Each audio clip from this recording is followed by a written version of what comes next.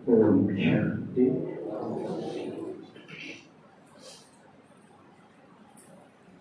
परम पिता शिव परमात्मा के लाडले मीठे बच्चों का, भाग्यशाली बच्चों का श्रावण मास में विशेष स्वागत है।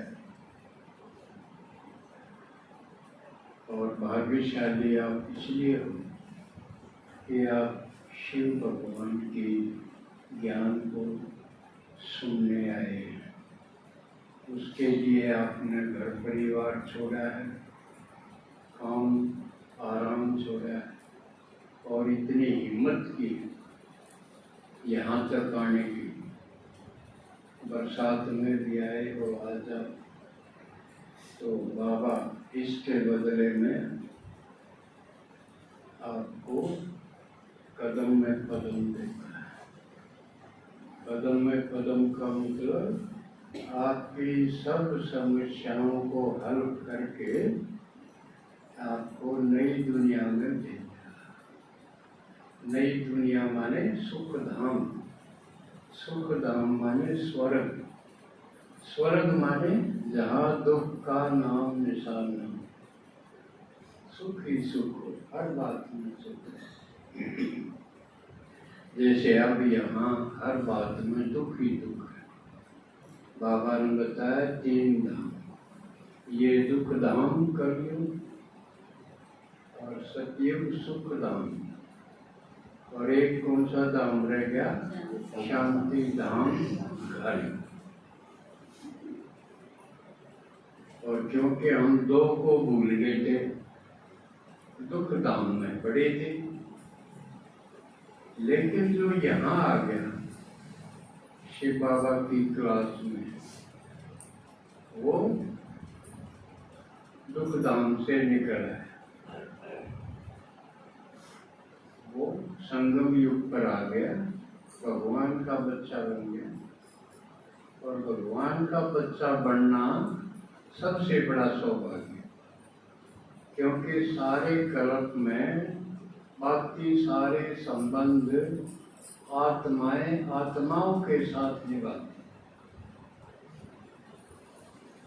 आत्माओं आपस में कुछ न कुछ संबंध बनाते।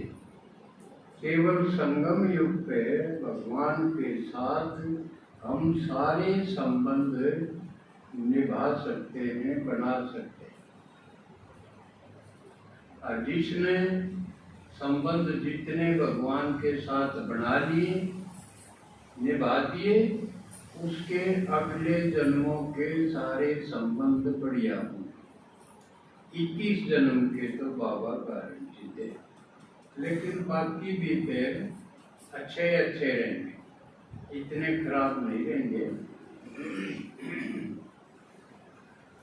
तो सावन मास शिव का मास माना जाता है।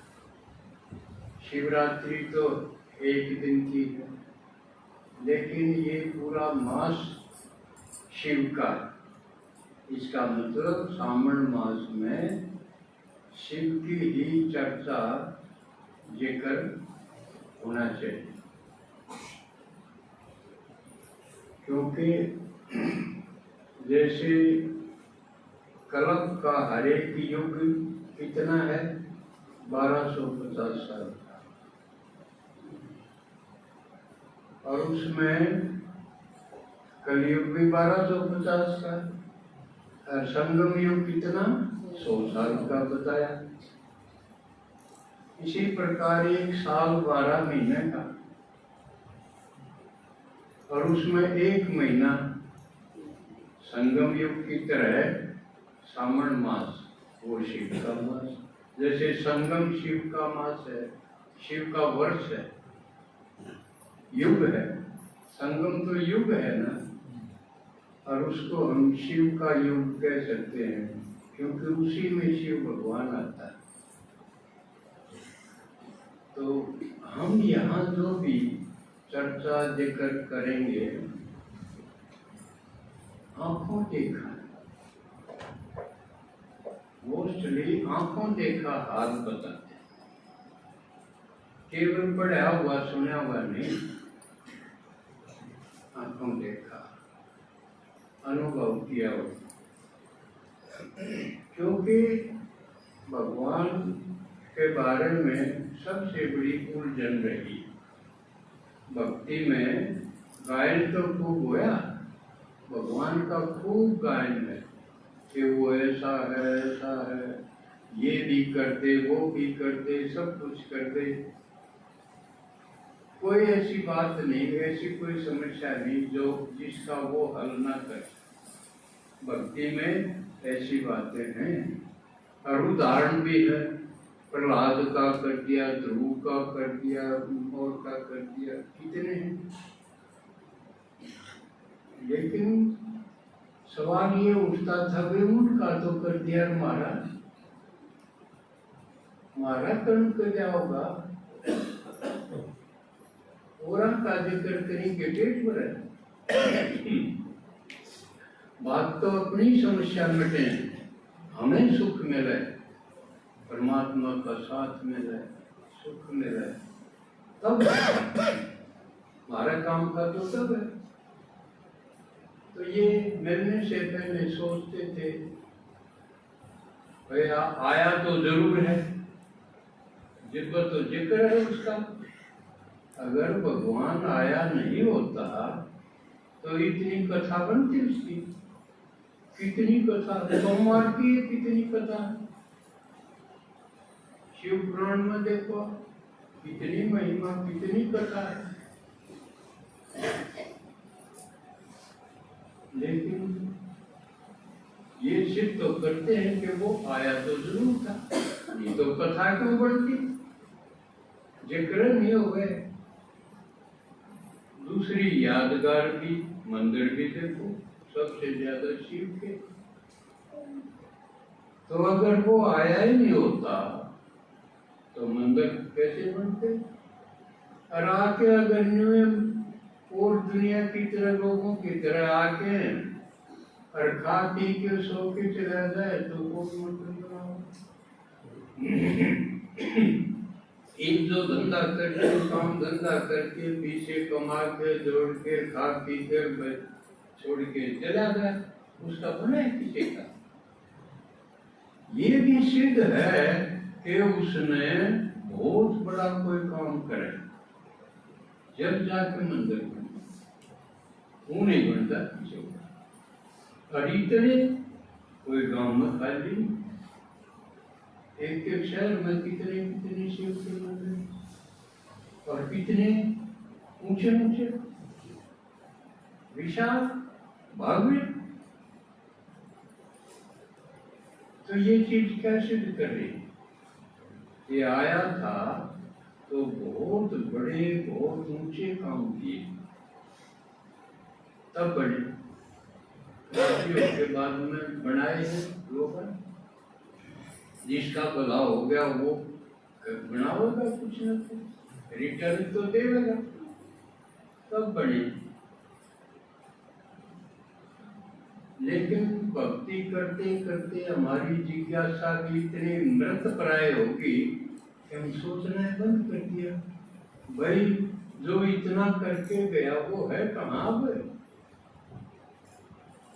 अब कहाँ है वो शिव? ऐसा किसी ने खोजने की चेष्टा नहीं की, बल्कि उलझा और दिया और मुश्किल हो। भगवान कैलाश पे बैठा है, अमरनाथ पे बैठा है, अब पहाड़ पे बैठा बोल। मंदिर तो यहाँ सब जगह बन रहे हैं और बैठा वो वहाँ। लोग चढ़ रहे हैं, अमरनाथ पे चढ़ रहे हैं, वहाँ गुफा में दिखाई देगा दर्शन, लेकिन वहाँ तो पिंडी है, बर्फ की है। और बेचारे भगत जिनकी हिम्मत रहे नहीं रही, वो पहाड़ पर चढ़ते हैं। टूटे तो पहले पड़े, फिर पहाड़ पर चढ़ो, ये तो कष्ट हो गया ना। लेकिन क्यों बनाई ये चढ़ाई? अब दूसरी बात देखते हैं, आजकल कांवड़ वाले दिन कितने कितने लोग कांवड़ लेने के लिए हरिद्वार जाऊं, गौमुख जाऊं, इतने कांवड़े बता रहे 4 करोड़, अंदाजा लगा रहे 21 वर्ष 4 करोड़ कांवड़े आऊंगी। 4 करोड़ देखो कितने होते हैं, हजारों नहीं, लाखों नहीं, करोड़। अब वो क्यों गंगा जल को लेके गांव गांव पैदल चल रहे, सड़क मार्ग से, कई तो नंगे पैर चल रहे। तो यूपी मामला समझ से परे नहीं। एक ने तो 3 करोड़ रुपया डीजे लगाया बोला अब कितने लोग फिर उनकी रास्ते में सेवा में जुटेंगे, जुटेंगे और लाके फिर शिवरात्रि को शिव पर चढ़ाओगे। जबकि गंगा जी तो शिव से निकली दिखाई, देखा ना, शिव की जटाओं से गंगा की धार दिखाई, और उसी गंगा को फिर लाके फिर शिव के सिर में डाल। ये की बात हुई, समझ में आई? एक तो भक्त टूटे पड़े, पहाड़ पर चढ़ा दिए, चलो भाई, क्यों वो नीचे आ जावे तो ठीक ठीक बात। चढ़ते चढ़ते मर भी गए, आए साल मरे।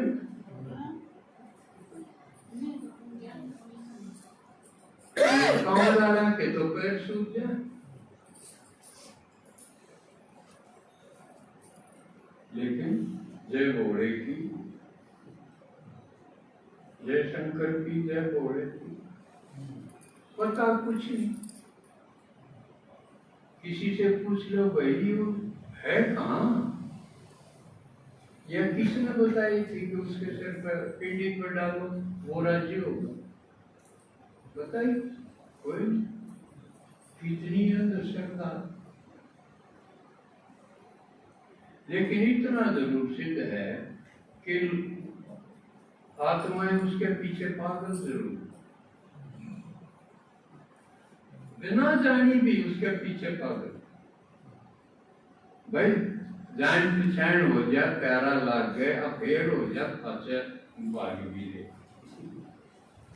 तो दे रहे कोई, और फिर भी भागम भाग। तो किसी को कुछ भी नहीं पता, शिव के बारे में किसी को भी कुछ भी पता नहीं। जितना पता है झूठ है, जो लिखा है वो इतना उलझन भरा है कि कुछ भी समझ नहीं, उड़ जाती है। यही नहीं पता ये शिव भगवान है, भगवान ने कई बना दिए, विष्णु भी भगवान, नारायण भी भगवान, कृष्ण भी भगवान, राम भी भगवान, और भी भगवान खो गया इनका में, भगवान नाम है। किसी के पास कोई चारा नहीं, कोई मापदंड नहीं, कोई पहचान नहीं, वह असली कौन सा है पहचाना किसका है, ठीक है। भगवान ने, शिव ने खुद कृपा की और वो आया और बताया, इतना सिंपल परिचय दिया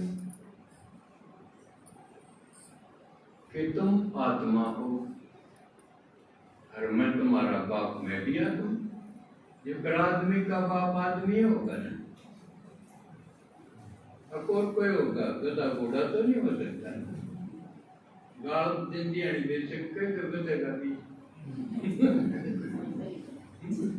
लेकिन आदमी का बाप तो आदमी हो गया,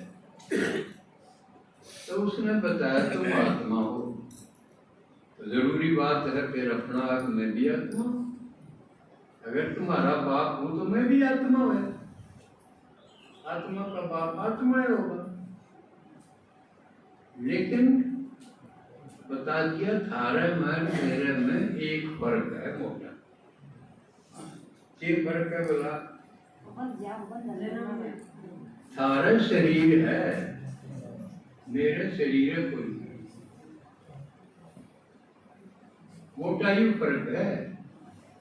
नहीं तो तुम शरीरधारी आत्मा हो, शरीर के अंदर बैठी हो तुम आत्मा। अड़ियू पुराना हो जाए काम का निरंजन आत्मा इसमें छोड़ दे, इसमें से निकल जाए, आत्माएं हो, तुम्हारा कुछ नहीं बिगड़ता। और मैं भी आत्मा हूं, लेकिन मैं शरीर में नहीं रहता, मैं निराय बिना शरीर हूं। यू पर फिर सवाल हो गया कि भाई हम तो जब समझोगे हमने कोई सुना है, कान्ना तो सुनोगे जब हम समझोगे, देखोगे जब समझोगे। इसलिए मैं हमने देखूं क्यों कर, हमने सुनाऊं क्यों कर, शरीर मेरा है नहीं तो क्यों? शरीर बिना मुंह बिना बोलूं क्यों कर, और कान थारा तो सही। ये अच्छी बात है, आप सबके कान ठीक है ना, क्योंकि जिसके कान बंद हो जाएंगे उसने मुश्किल हो जाएगी, अगला बोली भी जाते तो कुछ सुने। इसलिए संभाल के रखियो इन्हें, ये शरीर के जो अंग हैं इनको संभाल के रखो, क्योंकि भगवान बोल रहा है तो सुने तो कान न चलाना। तो उसका क्या बताया भगवान ने, कि मैं शरीर में प्रवेश कर सकूं, या मेरी सामर्थ्य है, मैं समर्थ हूं इस बात में, मैं बड़े बनाए शरीर में दाखिल हो सकूं। जो कभी देखा हो ना कि इसमें भूत आ गया, भूत प्रेत है, वो शरीरधारी है, यूं स्थूल शरीर नहीं होता उनका भी, जो मरे हुए हो हम मत कहते ना इसमें फलानी चीज का झगड़ा आ गया, इसमें यो बोलो, यह भी चीज है। हम इसमें बंद हो, मेरी सामर्थ्य है, मैं शरीर में दाखिल भी हो सकूं और उसमें से निकल भी सकूं। महाराज मैं भगवान में यूं फर्क है, हम शरीर में आगे तो आगे लिखना बस का को नहीं, ये है किसी का बस का, वो तो जबरदस्ती मरना पड़ेगा। और जब रो, क्योंकि हम भी नहीं निकलना चाहते और थारे करके भी कोई नहीं निकलते। एक आधे की वो बात अलग है, वे जो घना न कमा और घना तंग कर दे, बीमार इतना हो, सेवा नहीं हो गए तो भाई उसके खातिर तो दाने दूने वार के न भी सोचना पड़े, यू चला जा तो ठीक है, नहीं तो बस की बात को नहीं। आत्मा के वो अपने शरीर से बाहर आती, उसके लिए साधना करनी पड़े, तरीके तो हैं, आत्मा में यह सामर्थ्य है, लेकिन साधना करनी पड़े, उसकी विधि सीखनी पड़े।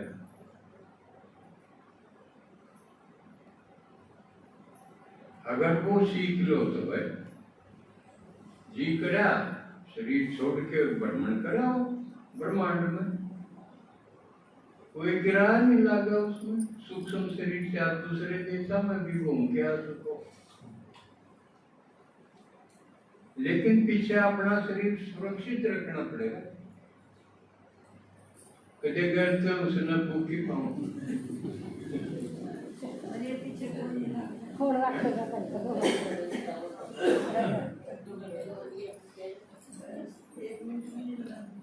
तो ऐसे महात्मा हैं भी, उनका जिक्र भी है। आत्मा में ये भी सामर्थ्य है, मान लिया एक शरीर रोगी है, कंडम हो गया, रात में कोई ऐसा मुर्दा मिल जा जो ठीक ठाक शरीर हो, आप एक न छोड़ के उसमें घुस सको,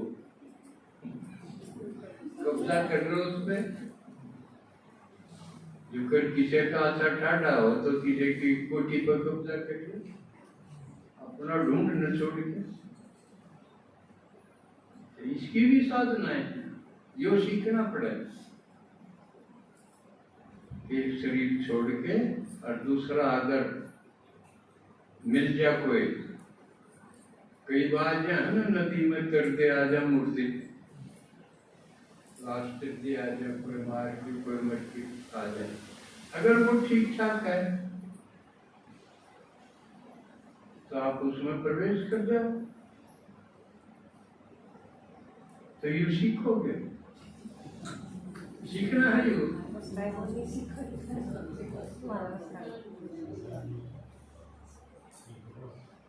तो ये गजब का है, मानव जीवन गजब का है। इसको सिर्फ कमाना खाना सोना इससे में बर्बाद नहीं करने का है।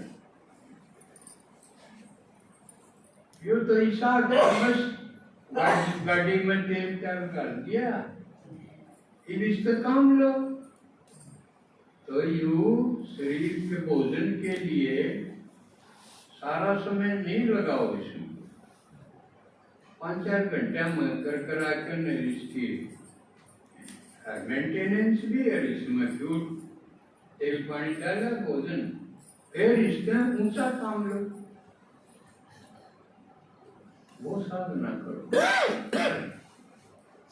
फिर मरना को नहीं पड़ेगा।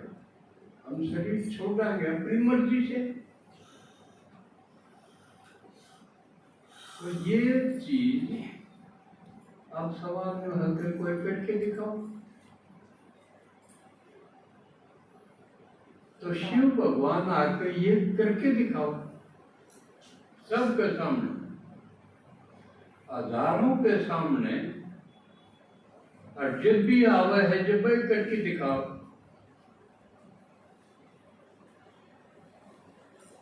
लेकिन लगन किसके लागे है वो अलग बात।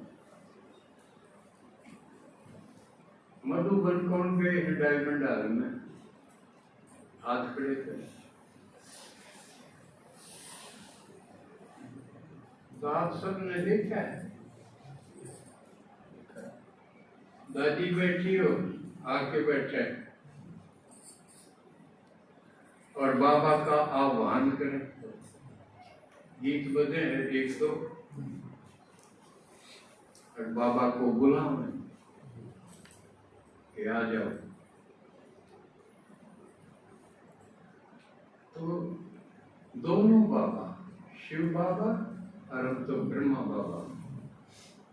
ब्रह्मा बाबा शरीरधारी थे जब शिव बाबा ब्रह्मा में आ जाते।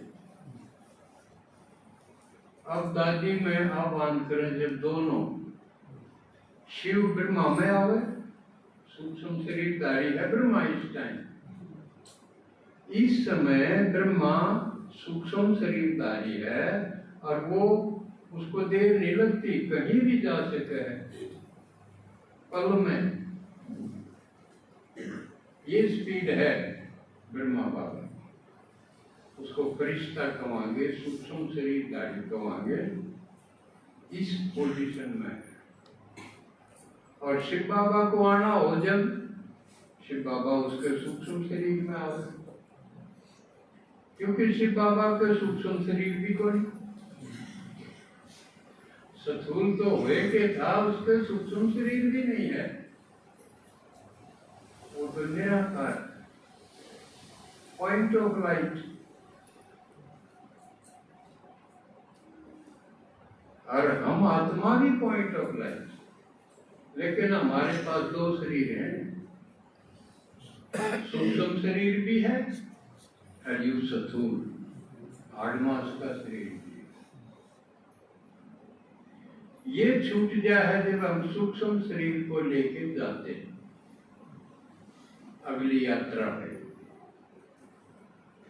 और फिर जितना अगला जन्म होगा वो सूक्ष्म शरीर का। अब फायदा क्या है इस ज्ञान का कि हम सूक्ष्म शरीर को बदल सकते हैं। सबसे बड़ा फायदा ये है इस टाइम ज्ञान का, योग का, ये सारी चीजों का, के सूक्ष्म शरीर जो मन बुद्धि संस्कार का इस स्थूल शरीर से अलग, उसको हम बढ़िया बना सका। और क्यों कर बनावांगे? शिव भगवान के ज्ञान से और उसकी याद से। सारा मामला यो है।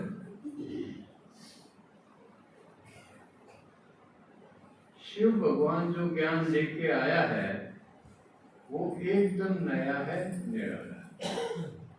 उस ज्ञान का किसी को भी पता नहीं था। अच्छा, बिल्कुल नया है।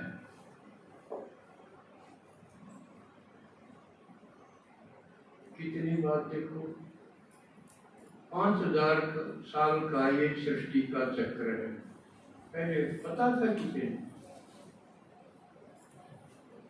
किसी को नहीं पता। और इसमें भी सतयुग और त्रेता कितना पीसफुल और कितना ब्यूटीफुल, कितना ब्लिसफुल ऐसा था। लेकिन पुराना हमके सुनते आए, सतयुग में भी राक्षस थी, लड़ाई थी, त्रेता में भी लड़ाई थी, दुख था। लड़ाई होगी तो दुख भी होगा, मारा मारी होगा। तो पुराना में कहने हो गया भाई कितने जानो कदे जानो, या लड़ाई बड़ाई तो पढ़ना छूटे पर फिर कित जा की कोशिश करे। परमात्मा ने बताया ना, इस 5000 साल में आधा तो गजब का है। सिर्फ पुरुषार्थ के करना है, उसमें जान का करना है। और उसमें जान का, पुरुषार्थ का मतलब है अपनी रॉयल्टी, अपनी रियलिटी, अपना जो सोचने का स्टैंडर्ड, रहने का, लिविंग का स्टैंडर्ड, वो इतना ऊंचा करो। यू है पुरुषार्थ करना, ऊंचा करना। जो कर कोई बात कह दी तो उस बात को उगाओ, नहीं हो। ये तो त्रेता की स्टेज है, प्राण जाए पर वचन न जाए। वचन के पक्के रहो, तसल्ली के काबिल बनो। ये है ऊंचा चढ़ना, पहाड़ पे दिखाया है। नहीं तो क्यों कर दिखाऊं? भाई शिव का जो गायन है कि वो हाईएस्ट भी है, होलीएस्ट भी है। उसका सोचने का तरीका सबसे ऊंचा है, तो वो बनाओ अपना। ये है उस तक चढ़ना। अब वो ऊपर है, हम भी ऊपर, लेकिन मन बुद्धि से चढ़ना था। टांग तो गानी नहीं थी, पहाड़ पर नहीं चढ़ना था। उस शिव की जो ऊंचाई है, उसका जो लिविंग स्टैंडर्ड है, उसकी जो थिंकिंग है, सोचना, बोलना, करना, और क्या है उसका, सबके कल्याण के लिए, ये है उसका, उसके अलावा कुछ नहीं। शिव माने ही कल्याणकारी।